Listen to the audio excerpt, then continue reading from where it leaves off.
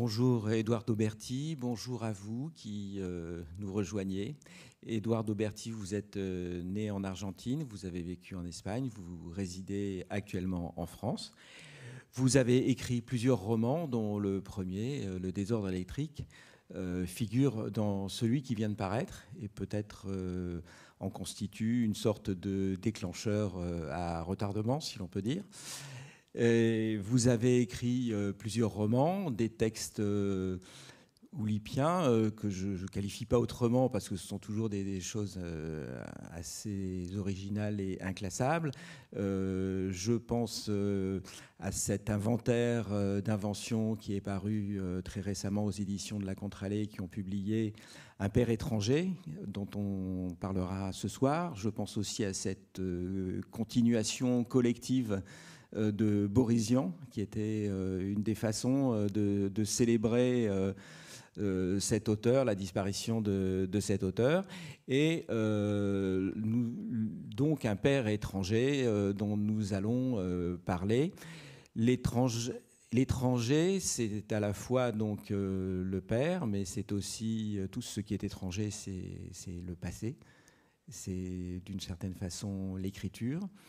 Et ce sont des thèmes qui vont irriguer toute la fiction avec différents niveaux d'écriture et de lecture, puisqu'on va en avoir trois. On va avoir un récit qui va englober les autres récits. Il va y avoir le récit qu'écrit l'auteur, le récit que va écrire le père de l'auteur. Il y a aussi une énigme cachée en ce qui concerne justement l'origine du nom du père. Donc là, on remonte à des choses extrêmement fondamentales. Et puis, il y a une figure de père et de père écrivain qui est Joseph Conrad. Alors, ça paraît bien compliqué quand on explique, quand on expose ça comme ça, mais en fait, bon, c'est assez simple à lire. La question qu'on peut quand même se poser, c'est qu'est-ce qui vous a décidé à écrire un roman et à le composer de cette façon? Alors, je venais de lire un livre publié par la femme qu'à l'époque, quand elle a écrit le livre, était la veuve toute récente de Joseph Conrad, Jessie Conrad. Elle a écrit un livre très intéressant où elle raconte son mari et elle raconte sa vie à côté de Conrad.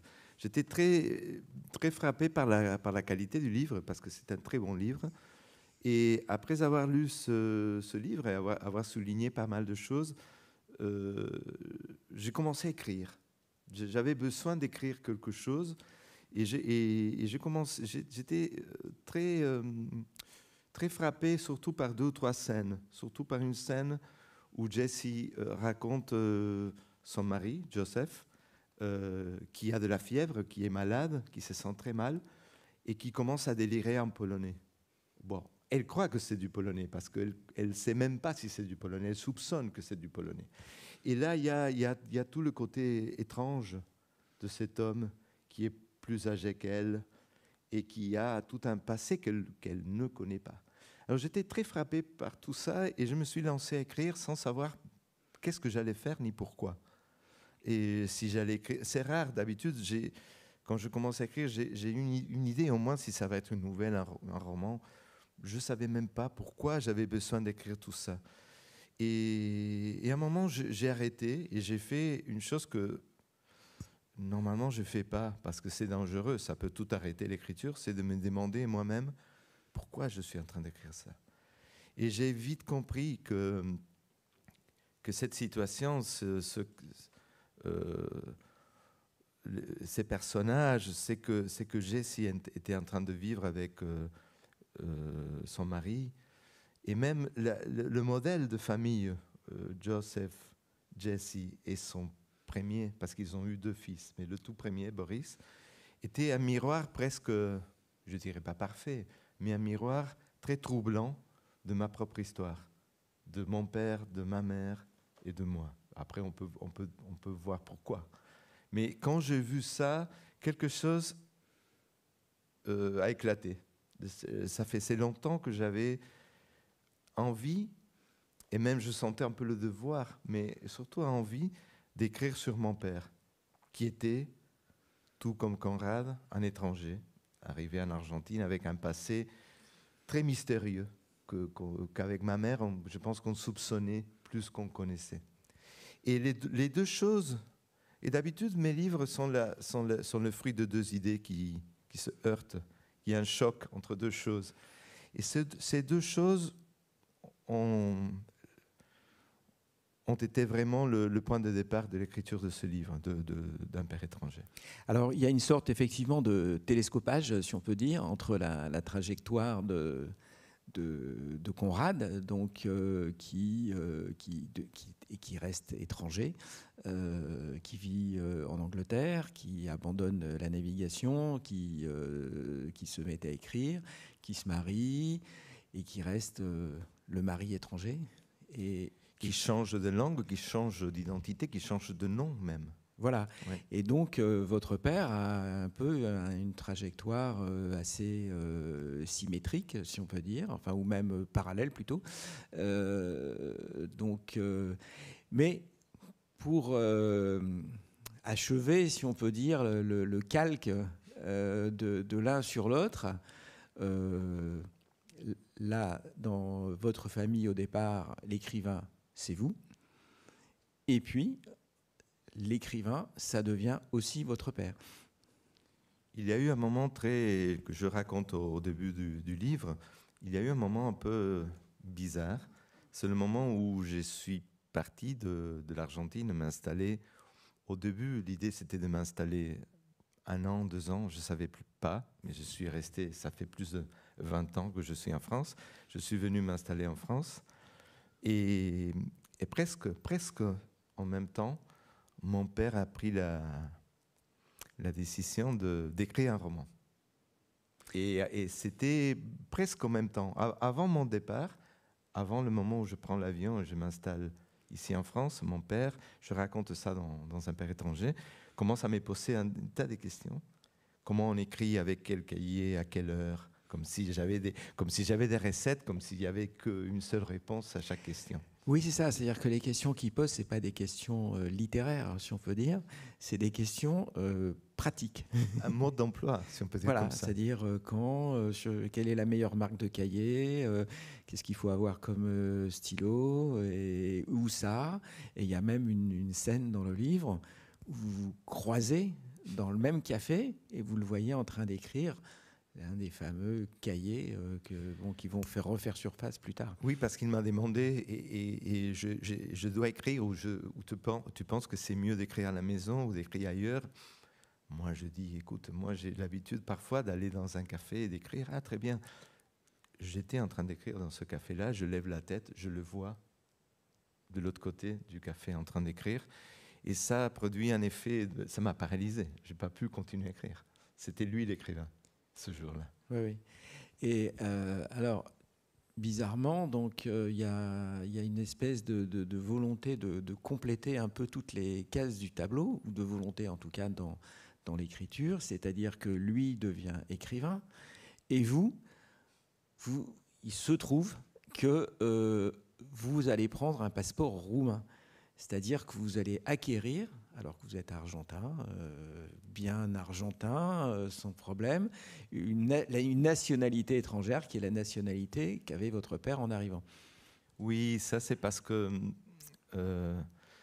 au milieu des années 80, il y a eu, la démocratie venait de revenir en Argentine. On était de nouveau en démocratie depuis des années de dictature, mais il y a eu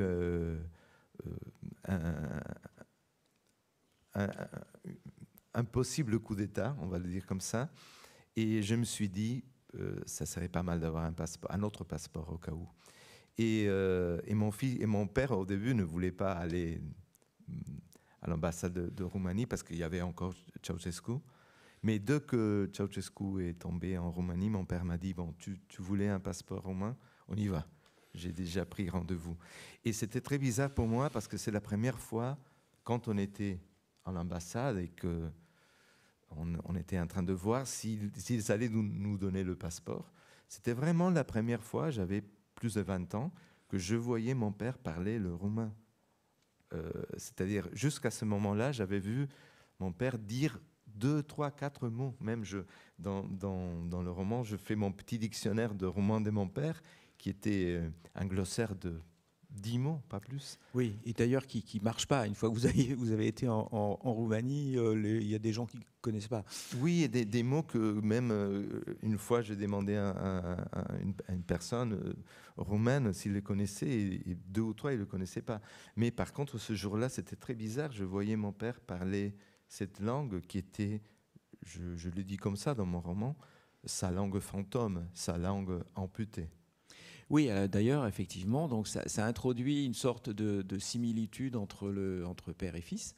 Il y a une sorte de mimétisme réciproque, si on peut dire. Et vous expliquez, vous dites, mon père semblait rivaliser avec moi en écrivant un roman. Moi, je rivalisais avec lui, avec mon titre d'étranger flambant neuf. Voilà, donc on arrive à avoir une sorte de coïncidence des deux images. Et puis, il y a quand même l'autre père, le père, une grande figure paternelle de la littérature, donc Conrad, dont se réclament énormément d'écrivains, souvent d'ailleurs pour en faire une sorte d'étendard contre le formalisme et contre les recherches intellectuelles trop complexes, alors qu'en fait, vous l'introduisez dans un roman qui, sur le plan de la composition, est extrêmement élaboré.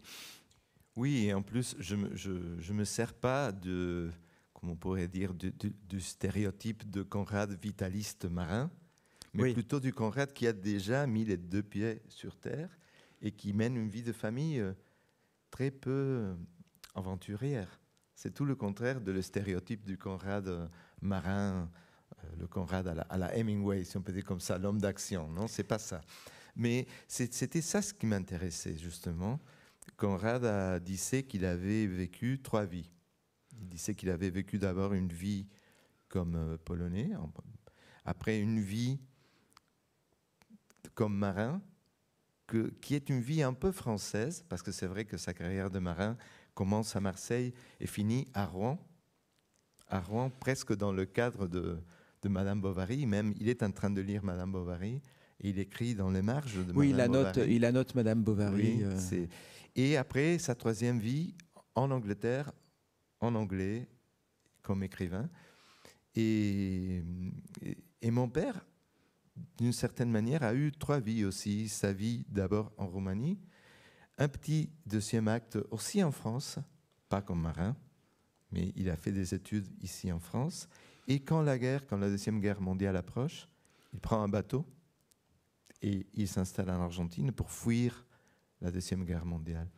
Alors le livre, d'ailleurs, enfin bon, ça c'est une incidente et peut-être qu'on y reviendra. Il y a beaucoup de traversées de la Manche, de l'Atlantique. C'est un livre. Alors c'est pas du tout de la littérature de voyage. Peut-être que le voyage le plus important, il se fait sur une péniche qui ne bouge pas. Mais en tout cas, ce qui est vrai, c'est que vous reprenez le thème du voyage à Conrad pour en faire quelque chose d'extrêmement différent. Et vous montrez d'ailleurs un Conrad qui n'est pas très voyageur sur la 3e partie de sa vie. Oui, et même il est même très sédentaire. Oui, très sédentaire. Et même quand il fait le voyage de l'Angleterre ici en France pour leur lune de miel avec Jessie et qu'il traverse la Manche, il a le mal de mer. Il se sent mal. Alors, je vais me permettre de lire ce passage, justement, où Jessie, en voyage en lune de miel en France avec Joseph, puisque en fait, vous ne l'appelez pas Conrad, mais vous l'appelez Joseph tout le long du livre, découvre un peu le mari, enfin l'homme qu'elle a épousé.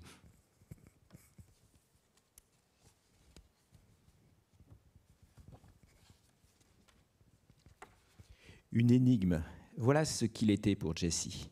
Elle l'avait clairement ressenti après leur mariage, quelques heures après à peine, dans le train qui les menait de Londres à Southampton, où ils prendraient un bateau.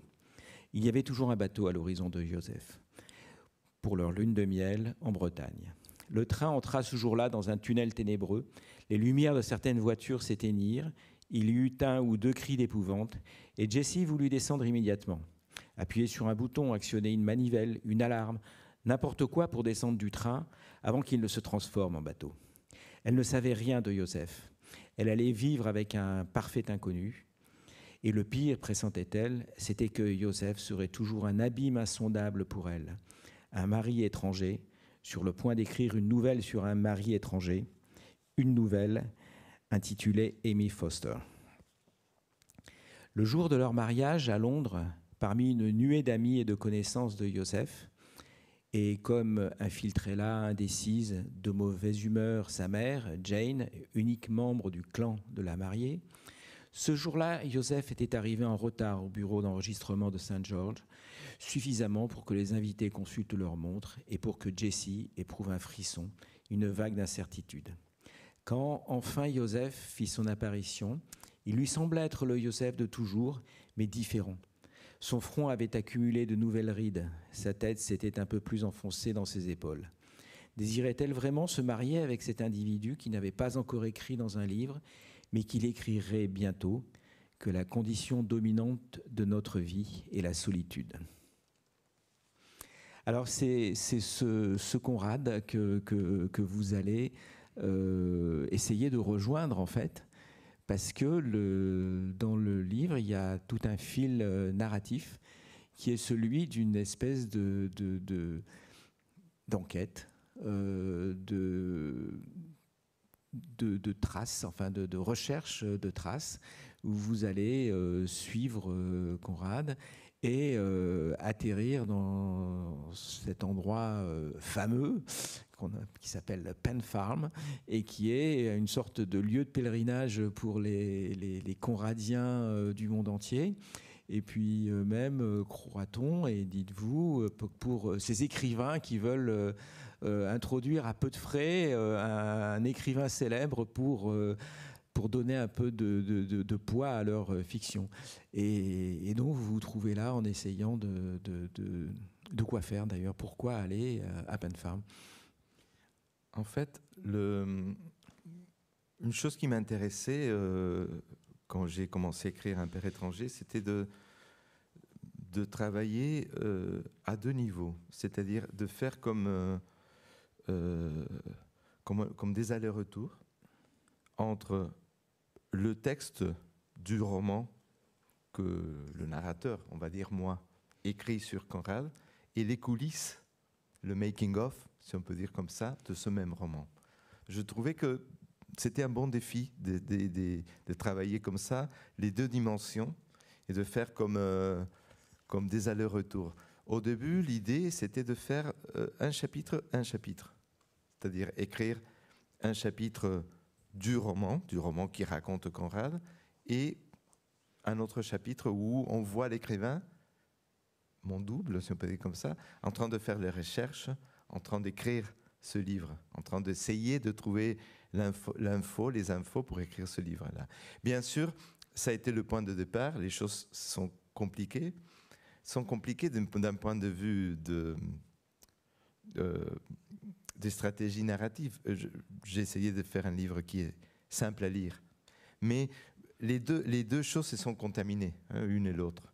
Et si on peut dire que ce sont les deux fils principaux du livre, il y a peut-être un troisième fil qui se tisse aussi, que c'est le roman écrit par mon père, que j'ai trouvé les cahiers. Et finalement, je pense qu'Un père étranger, c'est comme une tresse entre ces trois choses. Il y a comme trois livres qui se tressent, mais qui sont très clairs et très simples à repérer. Il y a le roman de Conrad, le roman sur Conrad, qui parle de Conrad. Il y a les coulisses, il y a ce voyage de cet écrivain, qui pourrait être moi, à Penn Farm, derrière l'histoire de Conrad, mais qui, en cherchant Conrad, trouve aussi les fantômes de son propre père. Et après, il y a trois petits moments où le roman écrit par mon père apparaît en trois petits moments, mais ce n'est pas non plus exactement le roman de mon père. Je l'ai repris et j'ai écrit un peu, je voulais écrire avec lui. Alors, justement, on voit bien qu'il y a une sorte... l'idée de contamination, effectivement, rend bien compte du fait que de temps en temps, les frontières sont poreuses. Ça s'infiltre d'un côté, et dans la fiction, incorpore aussi des éléments de l'enquête et des conditions même de l'enquête. Mais en même temps, on voit bien que c'est aussi le moyen de faire toute une série disons ce making-of, comme vous l'appelez, disons le roman du roman, quoi, si on peut dire. C'est aussi une façon d'amener un certain nombre de réflexions, pas forcément des thèses, mais enfin des petites remarques en passant sur ce que c'est qu'écrire, sur ce qui se passe quand un roman n'avance pas, sur ce qui peut arriver quand on est tenté d'abandonner, sur ce qui se propose quand il y a plusieurs fins possibles et qu'on n'a aucune idée de celle qui serait la meilleure, et aussi sur la vie littéraire en général, parce que bon, il y a quand même quelques scènes qui sont assez, je dirais, des scènes de comédie, quoi. Oui, tout à fait. Et c'est aussi une façon d'installer beaucoup de questions. Finalement, c'est un roman... En général, j'aime bien les romans qui installent les questions, pas les romans ou les romanciers en général qui essayent de donner des grandes réponses. Et j'avais beaucoup de questions aussi, et j'ai encore beaucoup de questions par rapport à l'histoire de mon père, par exemple. Et j'ai pas voulu écrire un roman pour inventer ou pour compléter ce que je ne savais pas. Ce que je ne sais pas, je le dis clairement, et j'installe ça comme des questions, comme des hypothèses. Finalement, c'est un livre où je travaille à partir de tout ce que je ne sais pas aussi. Et par exemple, il y a un moment où l'écrivain ne sait pas comment il va finir ce roman. L'écrivain, mon double, on peut dire comme ça, ne sait pas vraiment comment il va finir ce roman qui parle de Joseph Conrad. Et ce roman commence à être presque arborescent. Je pressente 4 dénouements possibles. Et de la même façon que je pressente 4 dénouements possibles pour l'histoire de Conrad, je pressente aussi des hypothèses sur mon père. Je ne dis pas c'est comme ça. J'installe des possibilités, des possibles, des options, des choses que je n'aurais jamais une réponse. Alors on a en fait en gros deux fictions. Une qui naît de l'imagination d'un romancier, et une fiction qui naît du fait que les choses qu'on ignore deviennent des potentialités. Oui. Une sorte de littérature potentielle, oui. Si on peut dire. Oui, et il y a eu un moment où je sentais ce paradoxe énorme que j'étais en train d'écrire un chapitre racontant la vie de famille de Conrad, et j'étais plus sûr que ça c'était vrai, et que j'avais des informations plus ou moins claires de cet épisode dans la vie de Conrad, et j'avais plus de trous et de choses que je ne savais pas de mon propre père. Alors, on va revenir à Pan Farm et donc justement montrer comment le lieu où habitait Conrad fait son entrée dans le roman. Pan Farm. Voilà des semaines que j'essaye d'écrire l'histoire de Joseph, de sa femme et de leur fils Boris, tout en étant incapable de comprendre quelle impulsion me porte à le faire, quelles raisons m'ont poussé à en être obsédé, jusqu'à ce que brusquement je comprenne qu'entre Joseph et mon père, les ressemblances abondent. Rien à voir avec l'office littéraire, encore moins avec la renommée artistique ou la légende marine, non. Il s'agit d'autres causes, qui tiennent à sa condition d'étranger, au fait que mon père, comme Joseph, s'était installé dans un pays lointain, avait appris une langue nouvelle et s'était marié avec une femme plus jeune que lui, plus jeune d'une dizaine d'années, une femme qui ignorait son passé et ignorait aussi sa langue maternelle. Pan Farm, je passe plusieurs heures sur Google à essayer de savoir comment aller à Penn Farm depuis Madrid, où je vis aujourd'hui, après avoir vécu à Buenos Aires et à Paris. Et comme je déteste l'avion, ou plutôt j'ai la manie, disons, de ne pas prendre l'avion quand je peux l'éviter, je finis par tracer sur une feuille de papier un itinéraire possible, quoique un peu fou. Paris-Madrid en train de nuit, pause de quelques heures à Paris. Paris-Londres en Eurostar, pause de quelques minutes à Londres. Londres-Haït par un autre train, avec mini-escale à Haït. Et de là, quoi? Un train? De là, quelque chose jusqu'à la ferme de Penn Farm qui, je pus le vérifier, est encore à peu près debout, plus ou moins rénovée, sorte de relique tenue et protégée par une association culturelle mi-anglaise, mi-polonaise, dont il n'est pas difficile de trouver le site web. Alors là, on est dans la partie, je dirais presque romanesque du roman, si on peut dire.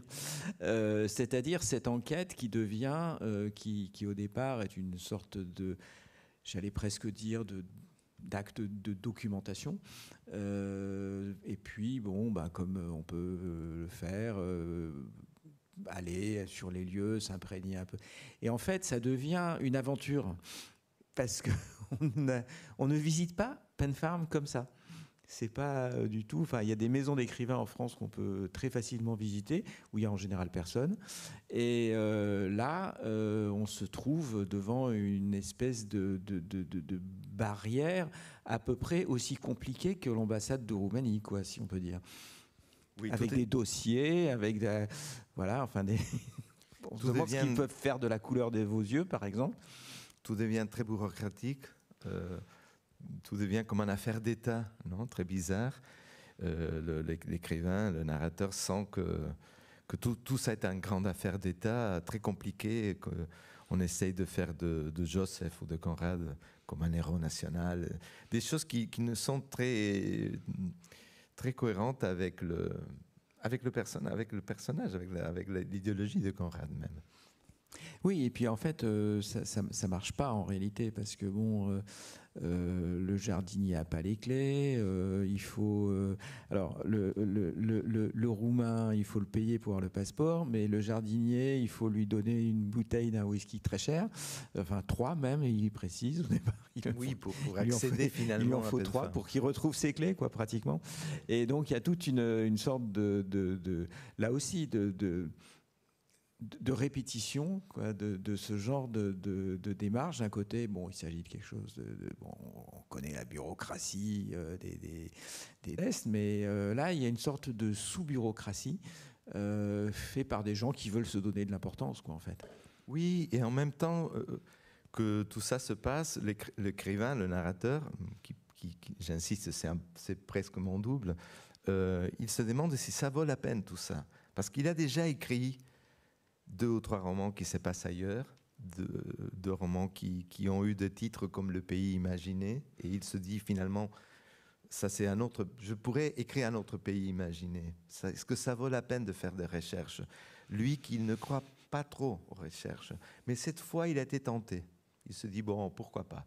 S'ils vont m'inviter à Penn Farm, ça peut être intéressant, ça peut être une belle excuse pour voyager un peu, pour voir des détails, ça peut inspirer. Et finalement, tout ça devient plus un cauchemar qu'une autre chose, un cauchemar très comique par moments. Oui. Mais en même temps, l'enjeu, c'est aussi ce roman qu'il est en train d'écrire sur justement ce lecteur qui a cru se reconnaître dans Conrad dans un roman de Conrad et qui lui en veut, quoi. Alors là, c'est là que ça déclenche quelque chose qui peut aller très loin. Quand j'ai lu ce livre que j'évoquais au début de notre rencontre, le livre écrit par Jessie, par la veuve de Joseph Conrad, non seulement cet épisode du moment où Conrad délire en polonais m'avait marqué, mais aussi j'étais très frappé par un petit passage de 10 lignes, même pas 5 lignes, où Jessie dit qu'un jour, un homme très bizarre s'est présenté à Penn Farm, un homme qui était allemand, qui avait un accent allemand, qui s'appelait Men ou Min ou quelque chose comme ça, et qui venait tuer Conrad parce qu'il venait de lire dans une nouvelle de Conrad très connue, qui est Falk. Oui. Il venait de lire cette nouvelle et il était convaincu qu'un des deux personnages de cette nouvelle était lui, et qu'en plus, non seulement il était lui, chose à voir, mais qu'en plus, Conrad se moque de lui. Moi, j'ai relu la nouvelle 2, 3, 4 fois. Je ne peux pas dire si c'est mine ou pas, mais par contre, penser que Conrad se moque de quelqu'un dans cette nouvelle, c'est assez risqué. Mais lui, non seulement il s'est reconnu, mais il est convaincu que Joseph se moque de lui. Et il vient tuer Conrad, qui est au lit, malade, parce qu'il a eu un autre épisode de goutte. On se demande si c'est goutte ou c'est dépression, on ne sait pas. Mais bon. Et j'étais frappé par ce personnage, ce lecteur qui se reconnaît à ce point-là. Non, dans un roman qui est un jeu de miroir, où l'identité et l'identification, ces deux concepts qui sont très proches par moments, sont un peu au centre. Cette histoire du lecteur qui se reconnaît et qui même est convaincu et qui veut tuer Conrad, je ne sais pas, ça me semblait très intéressant de l'introduire parce qu'en plus, il n'y a pas beaucoup de cas de lecteurs qui veulent tuer un auteur. Oui. Alors, il y a d'une part, ce qui est vrai, c'est qu'il y a énormément de romans qui sont une sorte de mise en abîme de l'écriture et du travail de l'auteur et des circonstances et des difficultés de l'écriture. Mais là, on est dans un système qui est beaucoup plus rare, c'est justement l'introduction du lecteur en tant que personnage et que personnage actif, puisqu'il est quand même, l'enjeu, c'est quand même la vie de l'écrivain. Et il y a... Ce qui est intéressant aussi, c'est qu'on a aussi l'impression qu'une fois l'équation posée, il y a plusieurs solutions. Et que d'une certaine façon, là, tout est ouvert et qu'il y a quand même voilà, ça pose quelques problèmes malgré tout à l'auteur, au double donc de l'auteur. Mais ça pose quand même des questions, comment choisir Qu'est-ce qui va se passer? Oui, bien sûr. Dans Un père étranger, c'est cet épisode du lecteur assassin qui est vraiment un épisode clé de ce roman sur Conrad. C'est là où ça commence un peu à se ramifier, non, ce roman sur Conrad. Il y a 4 dénouements possibles et je laisse les 4 dénouements. Mais je pense que ce personnage qui vient tuer Conrad m'intéressait pour plusieurs raisons. Je pense que c'est un personnage du passé de Conrad. Ça, c'est très inquiétant. C'est quelqu'un qui dit qu'il a connu Conrad dans cette deuxième vie de Conrad, la vie de marin. Et c'est un peu comme si le passé de Conrad revenait aussi. Ça, oui. C'est très inquiétant. Oui. Et aussi... moi, comme je raconte ici dans Un père étranger, après la mort de mon père, même avant, j'ai découvert que mon père avait réussi à écrire 6 cahiers de ce roman qu'il projetait écrire. Et j'ai pris beaucoup de temps à lire ces cahiers. J'ai pris des années à les lire parce que je sentais que si je lisais ça, je tuais mon père. Et ce rapport lecture-tuer, je pense que quelque chose y avait dans ma tête. Parce que peut-être c'est aussi pour ça que ça m'a frappé, cette figure du lecteur qui tue d'une certaine façon. Il y a un deuil dans ce livre. Oui, il y a un deuil. Absolument, oui. Il commence, il faut dire d'ailleurs que ça commence, le premier chapitre s'appelle Cimetière Club, numéro 1, et le dernier chapitre, c'est Cimetière Club, numéro 2. Il y a une vraie gravité quand même, en dehors de l'aspect combinatoire et un peu ludique de cette lecture. Il y a une réelle émotion, il y a un vrai deuil, il y a une... l'énigme que pose la vie d'un père est quand même pas jamais et innocente dans ce qu'elle peut faire à la vie, à l'écriture d'un fils. Le livre commence avec l'enterrement de ma mère, la mère du narrateur, et ça finit avec l'enterrement de mon père.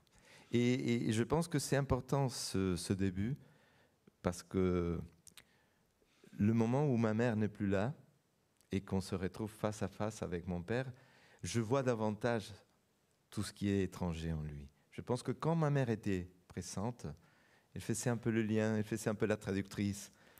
Mais dès que je me retrouve face à face avec mon père, sans ce personnage qui était un peu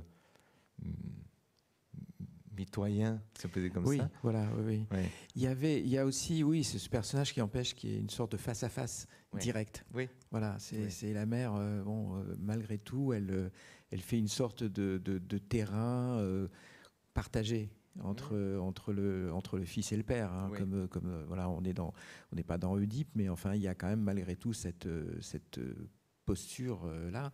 Mais le père aussi, il choisit à certains moments bien précis de révéler peu à peu quelques petites choses. Oui, c'est vrai. Alors, parce que tout n'est pas découvert à sa mort. Il y a déjà des éléments qu'il choisit de livrer, mais pas beaucoup. Mon père avait beaucoup de secrets. J'écris dans mon roman, je me demande si ces secrets-là, ma mère était au courant de tout ça aussi. Mais mon père avait une série de secrets, si on peut le dire comme ça. Il était une boîte à secrets. Et quand j'ai eu presque autour de 15 ans, il m'a appelé un jour, tout est dans le roman aussi, pour me révéler un secret. À cette époque-là, je pensais que c'était le secret. Je ne savais pas que c'était à peine le premier maillon d'une chaîne. Quelques années plus tard, il est venu avec le deuxième secret. Et même après sa mort, j'ai continué à découvrir des choses. Oui, parce que si on veut en revenir, bon, on va peut-être pas faire une paranoïa sur la Roumanie, mais quand même, les Roumains, avec toute leur bureaucratie, ils avaient gardé beaucoup de choses et ils vous les ont données quand même à lire. Donc du coup, il y a tout un tas de secrets. Il y en a qui ont été révélés par le père et il y en a d'autres qui sont apparus après dans les dossiers de naturalisation, de demande de passeport, et vous avez pu avoir déjà beaucoup plus d'informations sur cet homme, sur ce père étranger. À vrai dire, mon père avait caché beaucoup de choses. Après sa mort, quelques papiers, quelques documents sont apparus, mais il y avait encore des choses qui manquaient. Et après la sortie de ce livre, après la sortie d'Un père étranger, un très bon ami à moi qui a lu le livre m'a envoyé quelques mois, quelques années plus tard. Il a pris du temps, sans se presser. Il m'a envoyé à Bordeaux, où j'habite aujourd'hui, un dossier, un cadeau. Et là, j'étais convaincu d'avoir bouclé ou d'avoir fermé quelque chose avec ce livre. Et je sais que j'ai bouclé pas mal de choses, le deuil et des choses comme ça. Mais je ne m'attendais pas à ça. Cet ami m'a envoyé par la poste un dossier avec le dossier, justement, que mon père a présenté en 1940 et quelques pour se naturaliser argentin. Et là, j'ai trouvé tout ce qui manquait. Mais ça, c'est arrivé après Un père étranger. Et là, dans ce dossier qu'il m'a envoyé, j'ai trouvé, par exemple, le nom exact du bateau, l'arrivée exacte du bateau en Argentine, la date exacte, et l'adresse exacte de la maison où il est né à Galatz, en Roumanie. Et avec tout ça, bon, de la même façon que j'avais reporté la lecture du roman de mon père, j'avais aussi reporté le voyage en Roumanie. Oui, voilà. Le voyage, c'est la chose qui manque ici. Je ne le fais pas, le voyage en Roumanie, dans le roman. Et c'est vrai, j'ai écrit ce roman sans connaître la Roumanie. Oui, c'est ça. C'est un peu le pendant absent du voyage à Pen Farm, en fait. Exactement. Voilà, on pourrait dire que le voyage en Pen Farm sublime ce voyage en Roumanie. Ou alors qu'il se substitue, qui est une façon justement de ne pas aller en Roumanie, peut-être. Exactement. Par contre, quand j'ai reçu ce document que m'a envoyé mon ami, je suis allé en Roumanie. C'était après, le livre était déjà publié. Et dès que je suis arrivé Oui, parce qu'il y a aussi quelque chose qui est très bizarre, c'est qu'en fait, bon, vous n'allez dans le roman, en tout cas, l'écrivain ne va pas en Roumanie, mais il y a des sortes de cérémonies de substitution qui sont proposées. Oui. On le fait quand même citoyen d'honneur ou je ne sais quoi, alors qu'il n'a jamais mis les pieds. Et enfin, il rêve avec un avion qui va décoller. Voilà, donc avec une scène très, très romanesque et un peu parodique, avec des super hôtesses, etc., qui lui murmurent le secret ultime. Oui. Voilà, donc ça, c'est drôle, une espèce de rêve. Mais par contre, finalement, j'ai fait le vrai voyage. Et dès que je suis arrivé à Galatie, il y a quelques années, et je sonnais à la porte de cette maison qui était théoriquement et la maison natale de mon père.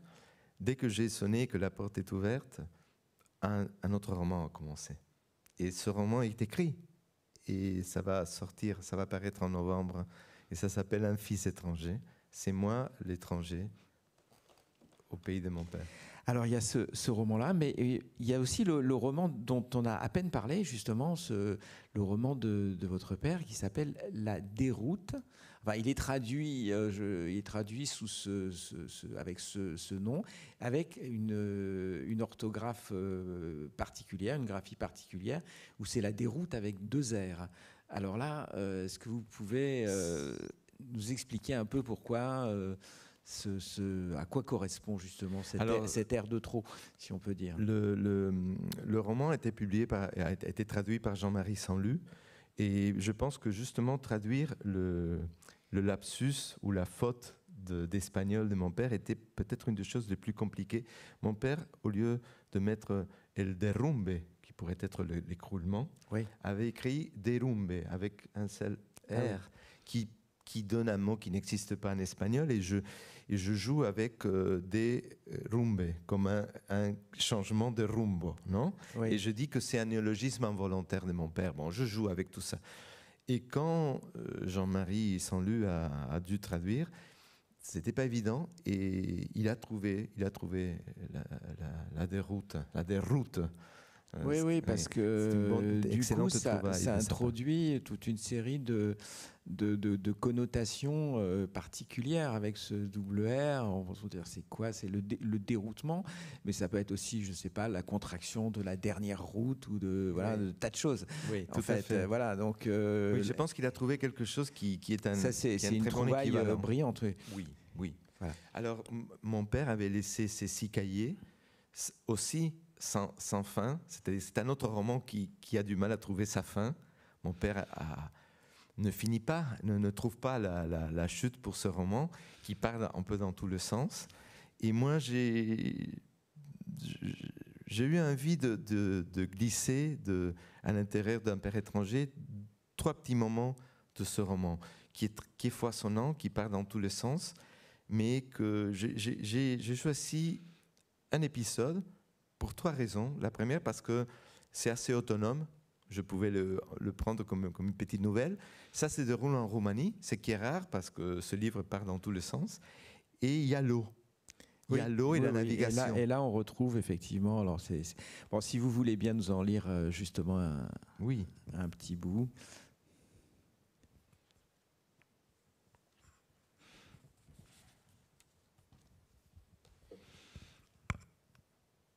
On appelait Plutas tant le dispositif de navigation que les hommes qui les guidaient.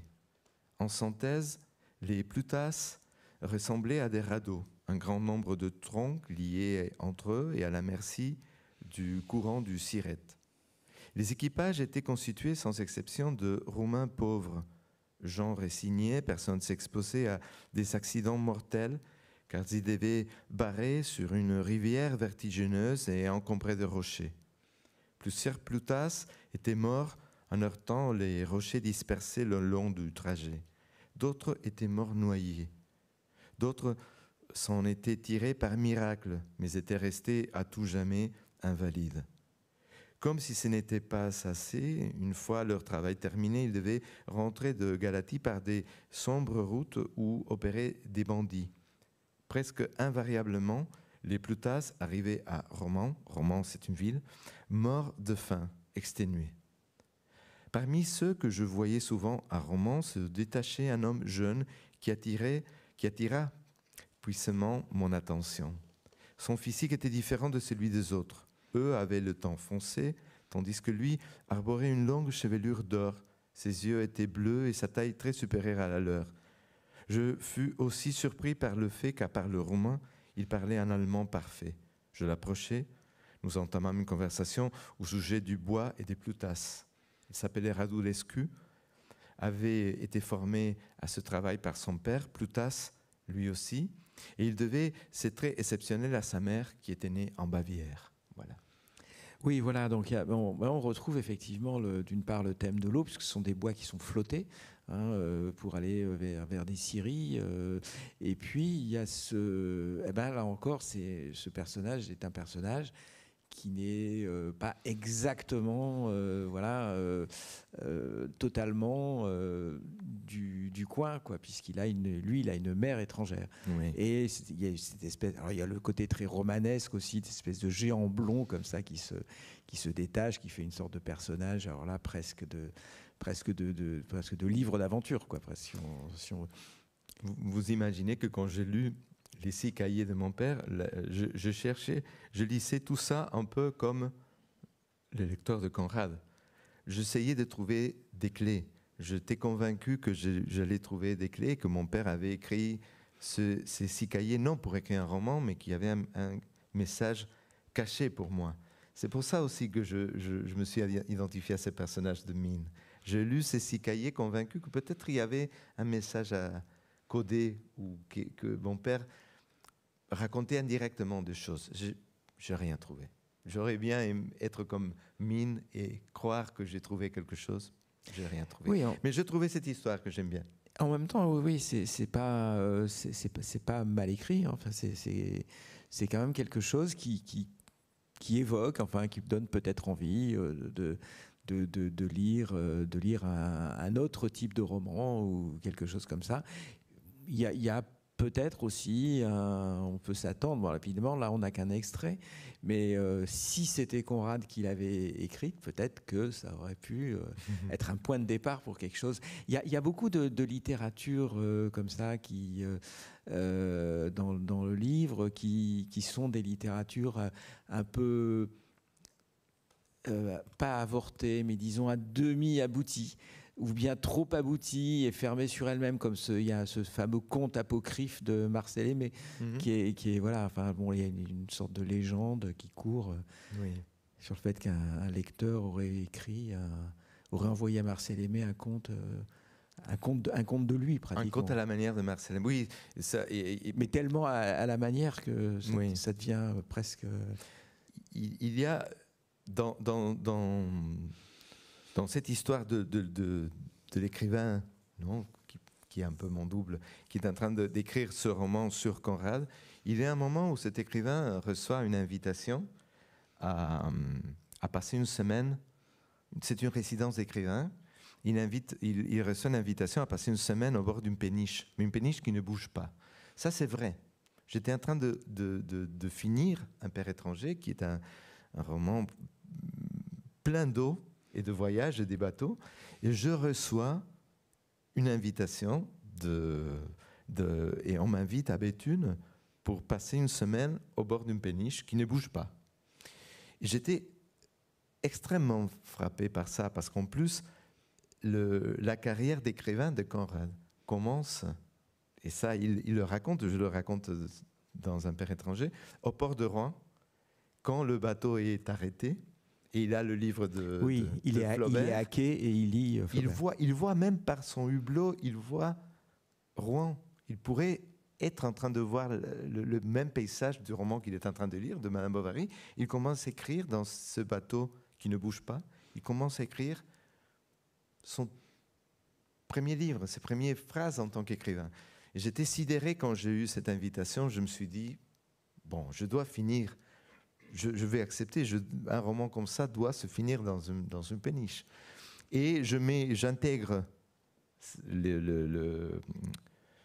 l'épisode ou le moment de la péniche dans le roman d'une façon romanesque. Ce que je raconte, je mélange du vrai et du faux tout le temps. Oui, un petit peu burlesque aussi. Et c'est là où quelqu'un me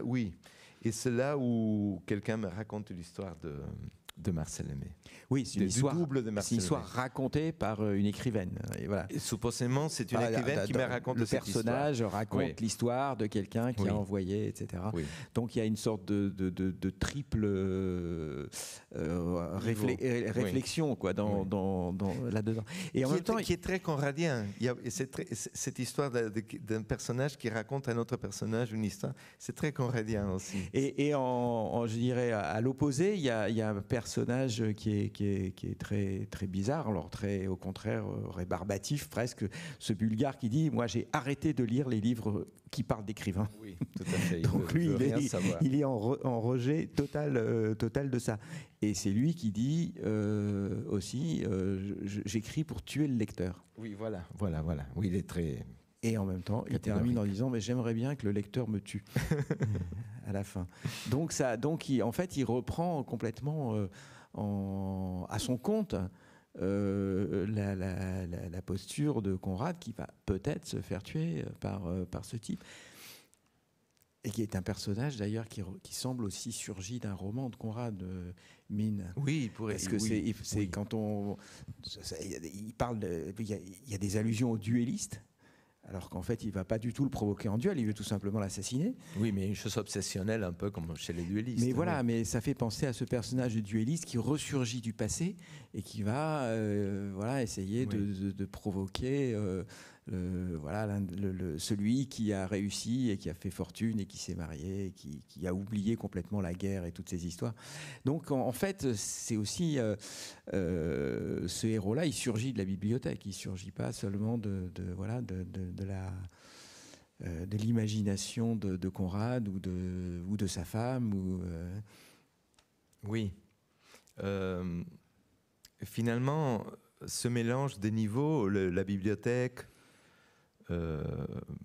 les souvenirs et la vie personnelle, c'est un peu la matière qui fait ce livre aussi. Non, il y a mes lectures, il y a ma passion pour la littérature, ma passion pour la langue, et tout ça a déclenché un roman qui est aussi très autobiographique et qui parle beaucoup de moi et de ma famille et de mon père et de mon identité. Et de la même façon que je voulais travailler un peu les deux niveaux, si on peut dire comme ça, le roman écrit et le roman en train de s'écrire, je trouvais que c'était aussi un défi intéressant de mélanger ces deux niveaux, le roman plus littéraire, qui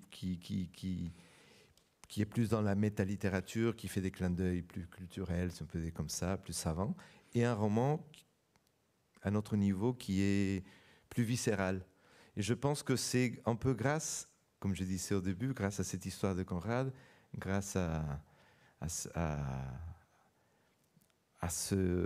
cette lecture du livre de Jessie et tout ça, que je pus finalement écrire cet autre livre que peut-être sans cette structure ou sans cette aide de l'histoire de Conrad, je ne sais pas si je l'aurais écrit. Oui, et puis il y a évidemment, on voit bien l'émotion qui est contenue par rapport à l'enterrement de la mère, l'enterrement du père. Donc on est quand même, on pourrait dire c'est un livre très sombre qui commence et qui finit dans un cimetière. Bon, malgré tous les épisodes franchement comiques qu'il peut y avoir. Et vous citez très justement Pérec qui dit c'est pas une mauvaise idée quand on a un secret. De l'avouer entre la fiction et la réalité, de le mettre.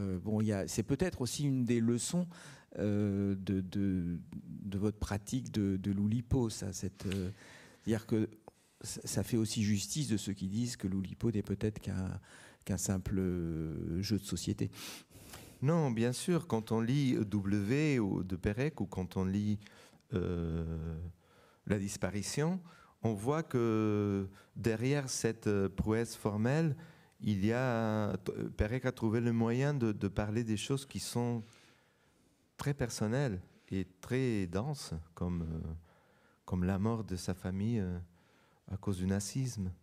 Et Et je pense qu'il trouve, par le biais de la contrainte, par le biais d'un chemin indirect, il arrive à raconter une chose que sinon, peut-être, il aurait eu vraiment du mal à raconter. Et je ne me compare pas, mais ici, il y a quelque chose de semblable. Ça peut vous sembler bizarre, mais Un père étranger, c'est le premier livre écrit à la première personne. J'avais déjà publié beaucoup de livres. Oui, c'est le premier. Ça peut sembler bizarre. J'avais écrit déjà et publié beaucoup de romans et beaucoup de livres. Et je dis ça, je le suggère un peu dans ce livre. C'est comme si je contournais toujours cette histoire. Comme si chaque livre a été une façon de ne pas écrire cette histoire de mon père, ou de l'écrire même sans le savoir, comme je le fais dans mon tout premier roman. Oui, alors ce qui provoque en fait le désir d'écriture du père, un désordre électrique.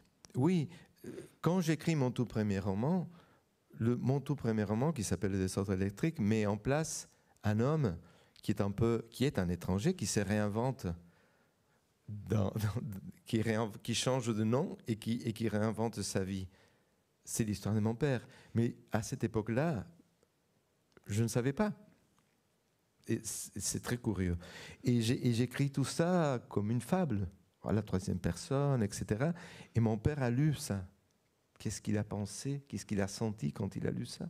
Je ne sais pas, il n'est plus là pour lui demander ça. J'aurais bien aimé lui demander ça. Qu'est-ce qu'il a pensé quand il a vu ce premier roman qui parlait un peu de lui? Peut-être qu'il a pensé que l'écriture permet de connaître des choses qu'on sait sans le savoir. Oui, c'est la théorie un peu de Graham Greene que j'évoque dans ce livre. Oui. Voilà, alors il ne nous reste plus qu'à vous remercier et puis à attendre la parution donc, de ce Fils étranger qui, j'espère, ne tardera pas. Merci Édouard Dauberti et merci à vous tous d'avoir été avec nous.